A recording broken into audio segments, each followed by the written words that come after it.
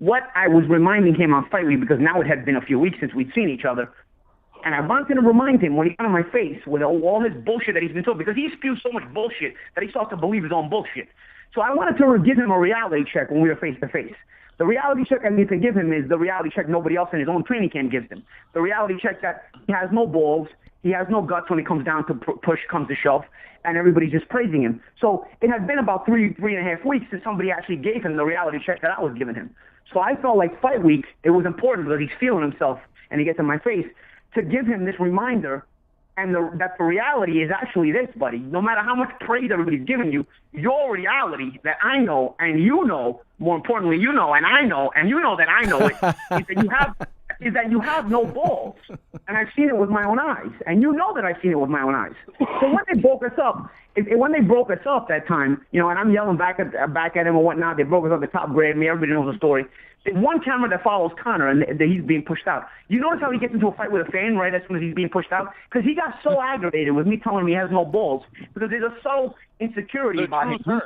He knows like that I know, you know, and he knows that it's true too. He knows he has no balls when push comes to shove, because he's proved it himself. He knows better than anybody else that he quit in an Diaz fight. You know what I'm saying?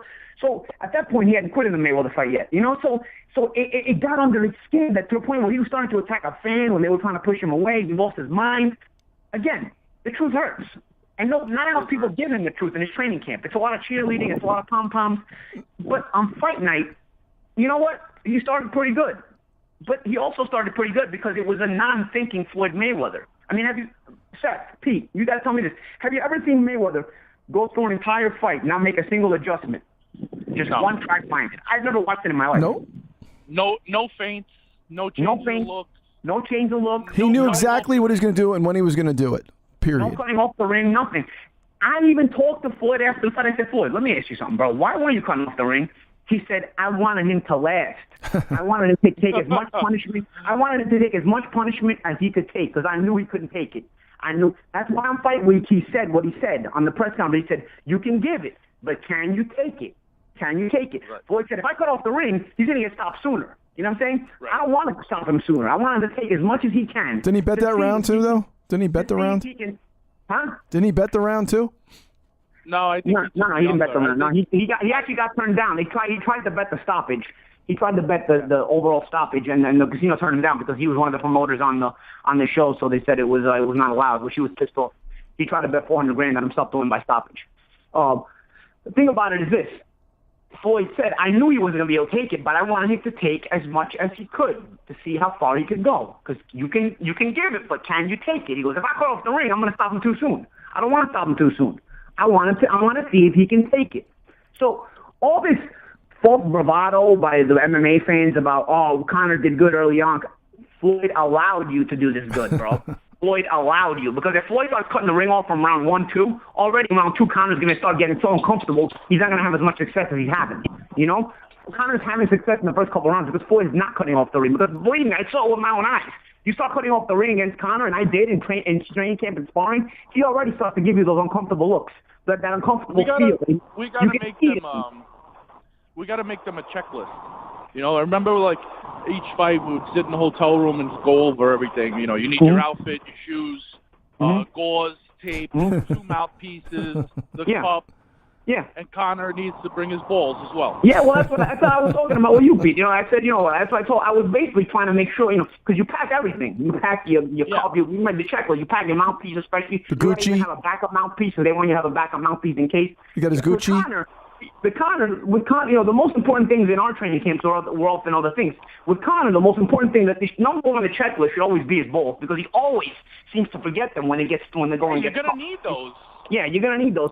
And I love another thing with that a lot of MMA fans. This is the problem with, you can't even argue with retards because you know they're just not, they don't understand the concept of what you're arguing about. You know, everybody's talking about go in the octagon if you have balls. No, that's not the point here. If I don't want to jump off the Verrazano Bridge, it doesn't mean I don't have balls to jump off the Verrazano Bridge. I just don't want to jump off the Verrazano Bridge. You know what I'm saying? Like, the point we're making here is you finish what you start. And in this particular case, Conor has no balls because he can never finish what he starts. He's the one who goes into the octagon and fought Nate Diaz and he quitting in that fight. He's the one who stepped in the ring against Floyd and found a way to quit on last week, Saturday night. You finish what you started. And if you can't finish what you started, you have no balls. You understand what this is, guys? All you people at home have no balls either because you don't even understand the concept of what I'm talking about. If you understand the concept of what I'm talking about, you'll understand the concept of what it means to bring your balls, okay? Bringing your balls has nothing to do with getting them in the octagon, jump off the Verrazano Bridge, go this. That has nothing to do with it. It means character. It means finish what you started. You decided to jump in there and fight Floyd Mayweather. You decided to get in there and fight Nate Diaz that first time. You did it, not me. Go finish what you started. And don't find a way out of it. Because don't get me wrong, you can be stopped. You can be stopped. That's another thing people don't get. You can be knocked out. You can be stopped. But don't don't find your own exit strategy. You know what I'm saying? Conor found his own exit strategy either way. You know what I'm saying? And then the backhanded compliments. I mean, you guys get these backhanded compliments? I think Seth, you were just talking about it. Pete, did you get that? The backhanded compliments he gives Floyd? Yeah, well, it wasn't really skill. He was just very composed. Yeah. It wasn't skill. Well, that's a skill last time I checked. And basically, the irony of him wearing white gloves was that they weren't being used for punches when he started bitching out, and it became like a white flag. Not only that, bro, the irony of all of this is it didn't take skills to beat you. Floyd was never intending. Floyd was eating Burger King and hanging out at the strip club all week, bro. He never intended to beat you with skill. He knew you sucked so bad that he knew he would just outman you. And he would just beat you by showing you he's more man than you. Like, that's what Conor McGregor's insecurity and living in denial is not letting him accept this fact.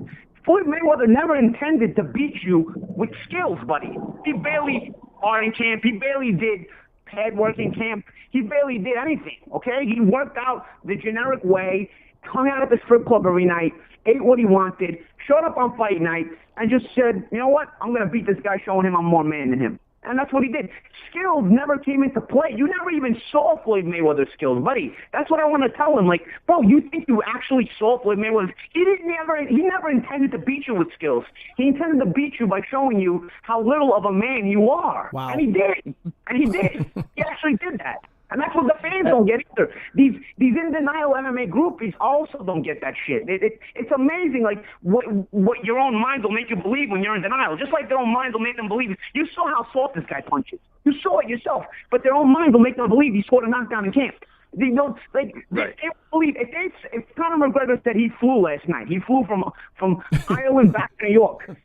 And if they don't see it, don't believe. They'll take his word for it. No, bro, the guy can fly. Are you kidding me?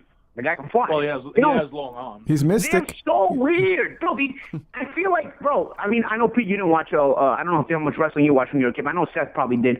I feel like when I was a kid, I thought nobody could beat Hulk Hogan or the Ultimate Warrior. You know what I'm saying? Like, of course. I believe wrestling was real, and you couldn't tell me anything different. No way was Hulk Hogan going to lose to Andre the Giant in WrestleMania 3. No way was anybody going to beat Ultimate Warrior when he came around. Like, I loved him.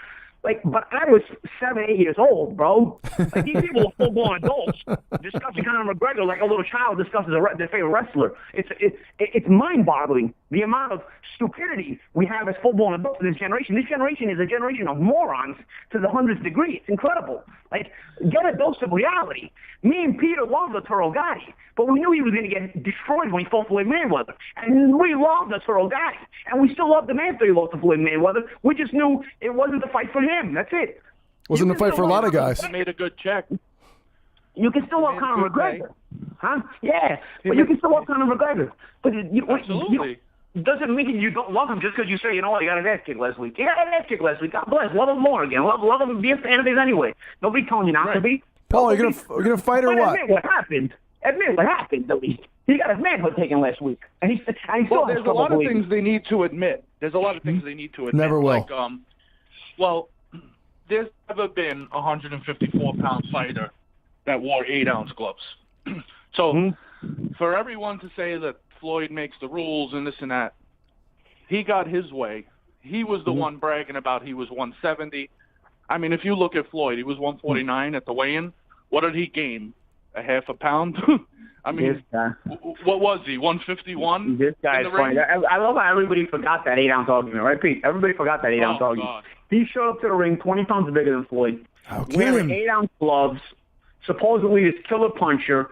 Round 1, he lands an uppercut on a counter. When you get hit with a counter power shot, like, it really takes you off guard. Like, you could really, really be knocked out, especially round 1 when your brain and your body aren't warmed up.